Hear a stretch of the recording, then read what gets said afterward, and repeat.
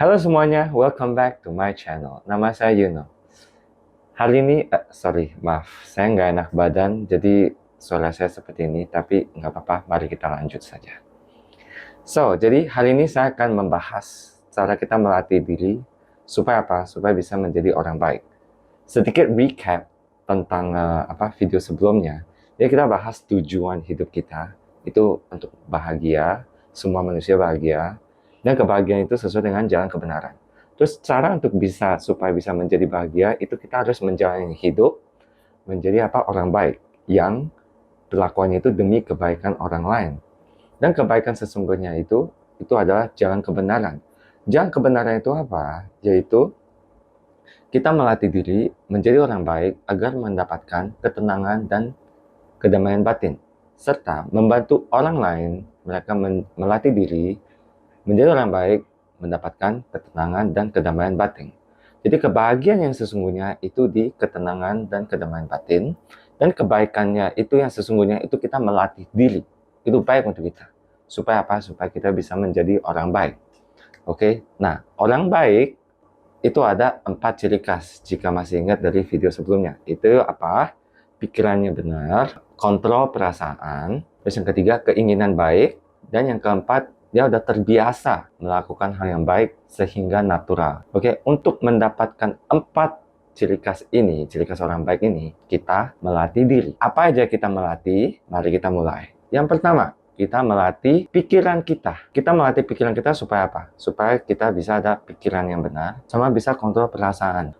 Penuh dengan kesadaran. Karena kalau kita pikirannya penuh dengan kesadaran, kita sadar informasi-informasi apa yang kita terima, mana yang salah, mana yang benar, mana yang baik, mana yang buruk.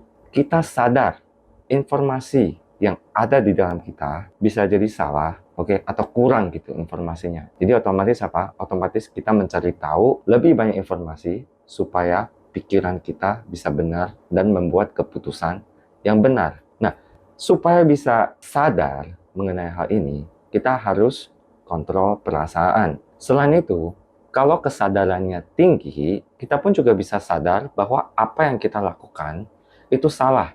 Dan apa yang kita menjalani di hidup ini, sebenarnya kita lagi menderita. Itulah yang pertama. Pikiran kita berarti udah benar. Kita sadar bahwa hal ini salah. Ini yang langkah pertama untuk menuju apa?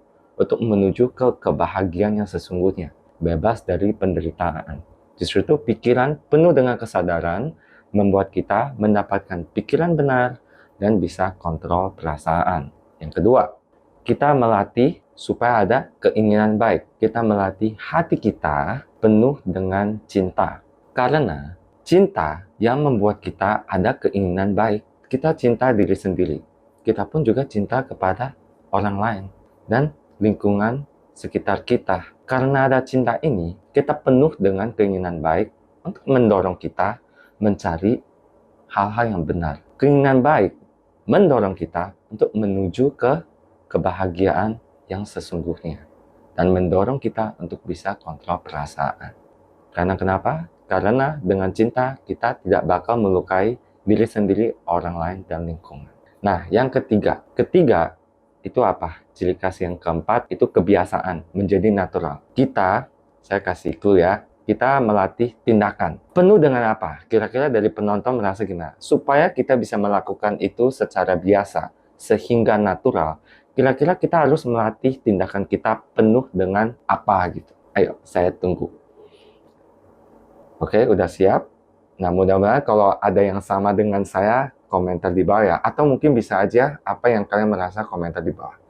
Jadi, supaya kita bisa biasakan tindakan baik sampai dengan natural, kita melatih tindakan kita penuh dengan keberanian. Jadi jawabannya itu adalah keberanian. Mungkin kalau ada yang sama, mau komentar di bawah.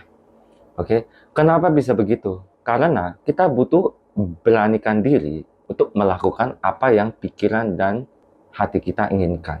Baru bisa dilaksanakan dengan sukses. Itu butuh keberanian sendiri. Dan setelah berulang-ulang kali, keberanian ini muncul secara natural sehingga tindakan baiknya akan dilaksanakan secara natural. Jadi nggak perlu mau aduh gimana nih atau apa. Jadi nggak ragu-ragu. Itu udah secara natural. Karena keberaniannya itu udah penuh membuat kamu melakukan itu secara natural. Kita nggak bisa melatih satu, tapi yang lain tidak dilatih. Karena kenapa? Ayo saya kasih contoh.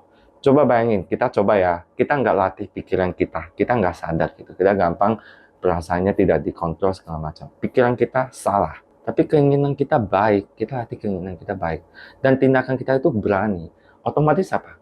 Kamu awalnya itu keinginannya baik, tetapi karena pikiran kamu salah, akhirnya apa? Ujung-ujungnya yang dilukain siapa? Bisa jadi diri sendiri, bisa jadi orang lain, bisa jadi lingkungan. Karena walaupun keinginan kamu baik, tapi pikiran kamu salah. Kamu pakai cara yang tidak tepat pada situasi tersebut. Otomatis apa? Resultnya tidak sesuai dengan diinginkan. Nah, maksudnya kayak gitu. Another example. Kita melatih diri kita sendiri itu penuh dengan kesadaran. Pikirnya benar, kita udah tahu segala macam, tetapi hati kita tidak penuh dengan cinta. Kita nggak ada keinginan baik, kita keinginan buruk. Oh no. Terus jadinya gimana dong? Boleh bilang salah satu perfect example untuk orang buruk yang pintar. Karena kenapa? Hati dia nggak ada cinta, semuanya keinginan buruk. Tapi dia pintar gitu loh. Dia banyak informasi, jadi dia sesuai dengan keinginan hal-hal yang buruk, dia memakai informasi itu, dia sadar itu, terus dia lakukan. Tetapi dengan ini, ujungnya apa? Ujungnya pikirannya tetap dikategorikan salah. Karena dia tidak sadar bahwa apa yang dilakukan itu sebenarnya salah. Itu dimaksud dengan orang buruk yang pintar. Tapi bukan orang yang bijak. Nah, tindakan. Kalau tindakan nggak berani gimana? Kita udah melatih pikiran kita penuh dengan kesadaran. Kita udah melatih hati kita penuh dengan cinta. Wah, saya mau bantu orang ini. Wah, saya melakukan itu karena akan membantu banyak orang. Saya mikir, wah planningnya step 1, step 2, step 3 dengan SOP apa, dengan catatan apa, remarks apa. Tapi saya nggak berani, men. Saya nggak berani, coy. Terus gimana dong? Apa yang saya inginkan, apa yang saya pikirkan, cuma mimpi jadinya.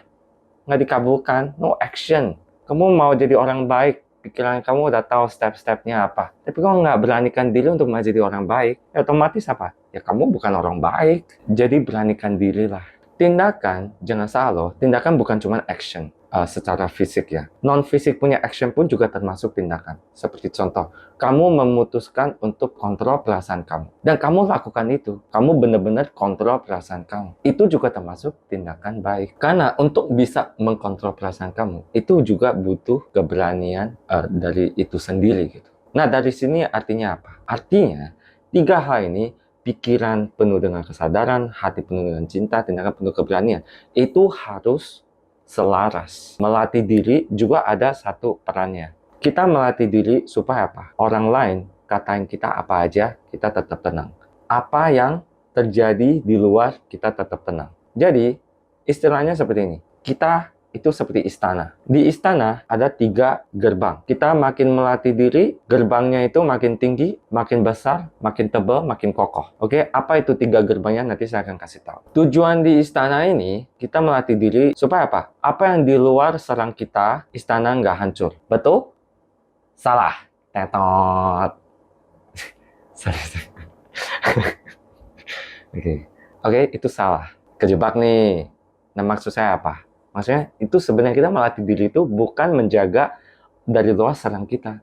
Justru apa? Kita menjaga apa yang kita memprotek di dalam tengah istana itu. Yaitu apa? Yaitu perasaan kita yang kita protek. Gerbang itu ngeprotek perasaan kita yang di dalam titik tengahnya istana kita. Maksudnya apa? Kita coba bayangin deh ya. Contoh nih, ada orang katain kamu stupid. Muncullah perasaan marah. Kalau kita tidak kontrol perasaan marah ini, dia akan di dalam istana kita apa? Berkembang, jadi besar. Jadi bentuknya seperti apa? Makin lama makin berkembang, makin gede, kayak giant gitu. Yang awalnya mungkin is a small, tenang baby, tapi tiba-tiba jadi besar, jadi giant. Terus dia makin lama apa? Mendekati gerbang. Kok jadi kayak Attack on Titans ya? Nggak, tapi maksudnya kayak gitu. Oke? Gerbang pertama untuk supaya mengkontrol perasaan ini apa? Yaitu pikiran kita.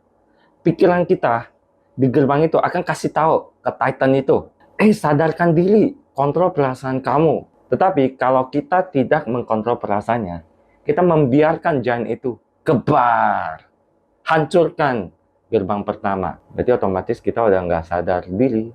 Oke, perasaannya tetap berkembang. Gate kedua, itu apa? Hati kita, cinta kasih. Kita kasih tahu, cinta nih ya. Cintailah orang lain. Cintailah diri sendiri. Baliklah, kontrol perasaan kamu. Nanti kamu akan menderita loh. Tapi tetap aja nggak mau. Kamu merasa, ini yang saya inginkan. Karena kenapa? Karena hati kita cintanya kurang. Keinginan buruk lebih besar daripada keinginan baik. Jadi tidak ada keinginan baik untuk mengkontrol perasaannya. Jebol, hancurkan gate kedua. Nah, gate ketiga itu masih juga di dalam hati kita. Dia yang terakhir, yang benar-benar membuat kita tidak menderita. Kalau ini dihancurkan, kira-kira gate terakhir itu apa? Supaya sebelum perasaan kita tidak terkendali. Ini kita gerbang ini masih dalam kontrol. Oke, selama tidak jebol gerbang terakhir, perasaan kita masih terkendali istilahnya. Oke, saya kasih satu clue. Ini juga masih di dalam hati. Oke, dia dua kata. Hati apa? Kan yang pertama kan cinta kasih. Tapi kalau ini hati apa? Ini juga di dalam hati. Oke, saya kasih kalian waktu. Jadi dia katain apa kepada perasaan yang tidak terkontrol. Ini salah. Apa yang kamu lakukan itu salah. Ayo balik. Nggak ada alasan lain. Itu pasti salah. Oke, apa yang kamu belajar menandakan perasaan ini harus dikontrol itu salah. Apa yang kamu pikirkan, pikiran buruk itu salah. Stop, mutlak salah. Gitu. Nah, kira-kira apa gerbang itu? Ya, silakan komentar di bawah juga. Oke, jadi terlalu cepat ya? Oke, nggak apa-apa. Bisa di-pause. Saya akan langsung jawab ya. Jadi gerbang terakhir, itu hati nurani kita. Kalau hati kita tidak penuh dengan cinta, maka kita nggak ada hati nurani. Hati nurani itu terakhir. Justru itu kenapa ada yang bilang, ada orang buruk melukai orang lain. Waduh, ini orang nggak ada hati nurani. Kok dia bisa ya melakukan itu? Kan padahal kan itu salah. Nah, kayak gitu. Gerbang terakhir itu hati nurani.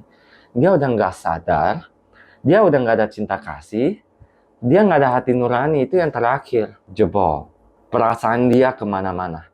Dia langsung merasa benci, dia langsung merasa marah. Sehingga perasaan yang kebencian ini, atau rage, atau anger ini, menempel kepada benda tersebut. Kalau dia menempel dan dia tidak lepas, maka lama-lama akan terikat, gitu. Terikat dengan benda tersebut. Langsung uncontrollable, emotionnya tidak stable, keinginan buruknya kemana-mana, pikiran buruknya kemana-mana, ditambah tindakan buruknya itu dia memberanikan diri untuk laksanakan. Oh ya, ngomong tentang ini ya, tindakan buruk kalau dia nggak berani, mungkin saat itu dia tidak akan lakukan. Masalahnya, ini masalahnya, seperti tindakan baik, keinginan baik, kita kalau penuh dengan keinginan baik ini akan mendorong tindakan kita supaya kita berani. Karena baik, ayo beranikan diri, ayo ini benar, ini benar. Oke, dia akan persuade tindakan kita supaya beranikan diri. Ini juga sama dengan tindakan buruk.